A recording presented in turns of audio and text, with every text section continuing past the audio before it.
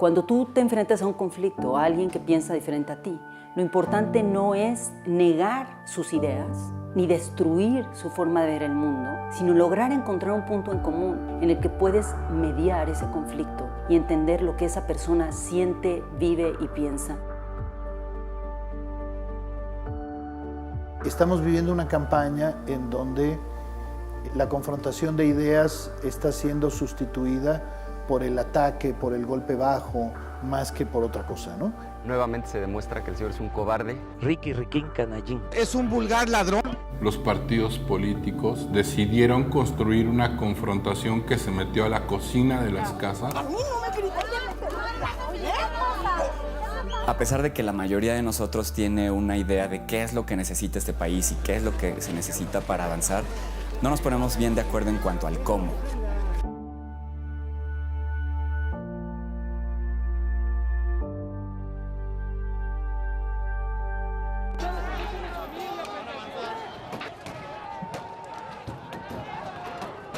Esta confrontación política que estamos viendo en este proceso electoral sí tiene que ver con una parte de la población muy cansada de tanta corrupción, de tanta impunidad, de tantas desigualdades. Ya no solamente es discutir una diferencia, sino es pelear por una diferencia, confrontarte física y emocionalmente por una diferencia. Yo no sé si esta molestia es tan nueva. Yo creo que hoy lo que es más pública, gracias a medios de comunicación diversos, gracias a redes sociales, gracias a todo esto, ¿no? Y el papel que juegan los medios necesariamente es el papel que juega el Estado, porque hay una colusión brutal entre la mayoría de los medios más poderosos. Y desde ese lugar de ira, resentimiento, enojo, malestar y necesidad de imposición ideológica, es que las y los periodistas están mandando el mensaje también a la sociedad. Le voy a recordar varias cosas al candidato del PRI. Están jugando un papel en donde pareciera que quisieran inclinar la balanza para un lado o para otro, sin darse cuenta que lo que están haciendo en realidad es profundizando las diferencias en México y sobre todo profundizando la violencia.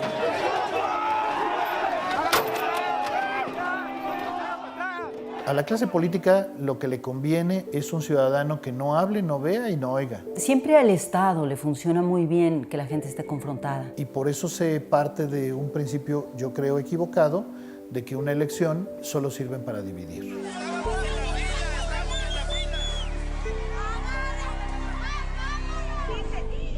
Todas las elecciones polarizan, pero es la única forma que hemos encontrado en el mundo para resolver pacíficamente nuestras diferencias. En principio no habría que tenerle temor a la confrontación. No hay nada más fascinante que sentarte con alguien que piensa diferente a ti y que puedas encontrar puntos divergentes y puntos de unión.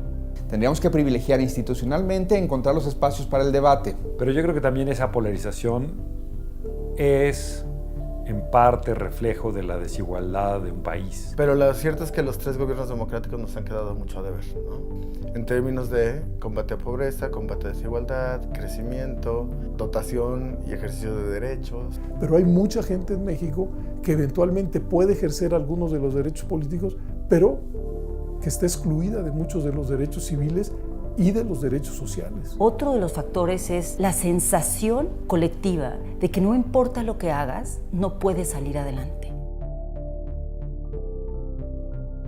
Yo creo que no somos ni de lejos lo suficientemente empáticos. Creo que esto es resultado de la combinación de ejercicios políticos y de ejercicios mediáticos que se empeñan en hacernos creer que la violencia, que la impunidad no son parte de nuestra vida cotidiana, cuando por supuesto lo son.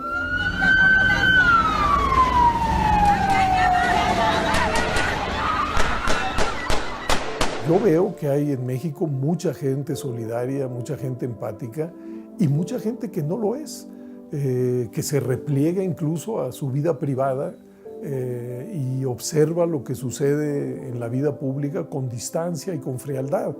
Yo creo que la sociedad mexicana es profundamente empática y solidaria. Creo que la gente también al mismo tiempo está llena de miedo. Y el miedo, cuando no se reconoce, lo que nos sucede es que cerramos las puertas. Es un círculo perverso en donde al gobierno, a los partidos políticos, al Congreso, a los jueces, les conviene no tener una exigencia ciudadana para resolver estos problemas. Los mexicanos somos muy solidarios en situaciones muy específicas y somos muy poco solidarios en otras. Nunca se me va a olvidar cómo en el sismo, por primera vez los vecinos, nos volteamos a ver a los ojos, como diciendo, estamos en lo mismo. Y en cambio en este periodo electoral, que me parece que debería ser una situación que podría, o sea, es una crisis también política muy fuerte, no nos hemos unido de la misma forma.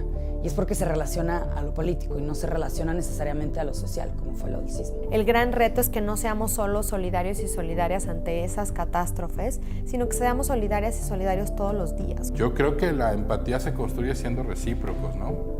Sabiendo que la lucha del otro no es su lucha, también es mía. Las mismas circunstancias te obligan a generar esas redes densas de solidaridad y como de sustitución del Estado, porque realmente eso es. Yo sí quiero vivir en un país donde las personas podamos tener satisfechos nuestros niveles básicos de bienestar. Lo que uno necesita para estar en bienestar es tener las condiciones para uno ejercer su libertad. Para que todos encuentren trayectorias para poder ser lo que quieren ser, ¿no? Y oportunidades.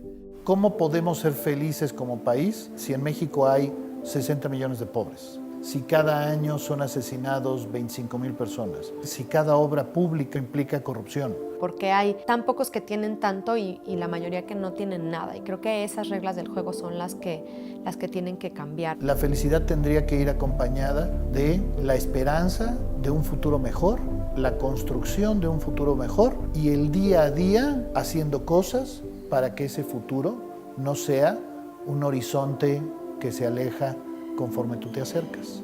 Es una cuestión de derechos y poder ejercer esos derechos y poder traducir esos derechos en bienestar, en lo público, ¿no? Frente al Estado. Si hay alguien que no puede ejercer sus derechos a plenitud, lo que yo tengo no son derechos, son privilegios.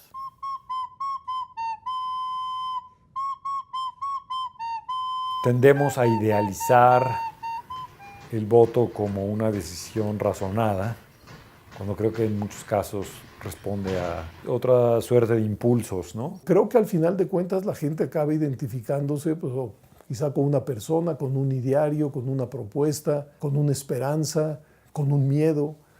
¿Qué México te imaginas? Y entonces, ¿qué candidato se parece más al México que tú te imaginas, ¿no? Desigualdad, violencia, impunidad y corrupción.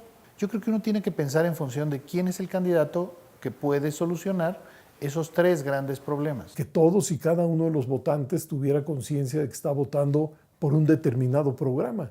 Pero el problema es que esos programas no aparecen con claridad. En principio creo que tendrías que investigar no solo quién va a ser tu presidente, sino quién va a ser tu alcalde aquí en la Ciudad de México, quién te va a representar en la Cámara de Senadores, quién te va a representar en la Cámara de Diputados, en la Asamblea Local de la Ciudad de México o del estado donde vivas, ¿no? Hay que fijarnos en las propuestas de las y los candidatos. La participación no se puede acabar al momento de ir a votar. Si se acaba ahí, por eso tenemos la cultura política y las y los políticos que tenemos. ¿Por qué no les pedimos que rindan cuentas? ¿Por qué no le damos seguimiento? Y creo que por eso la clase política tiene un músculo tan fuerte y es tan poderosa, porque creemos que solo con elegirlos ya van a ser y nos van a representar.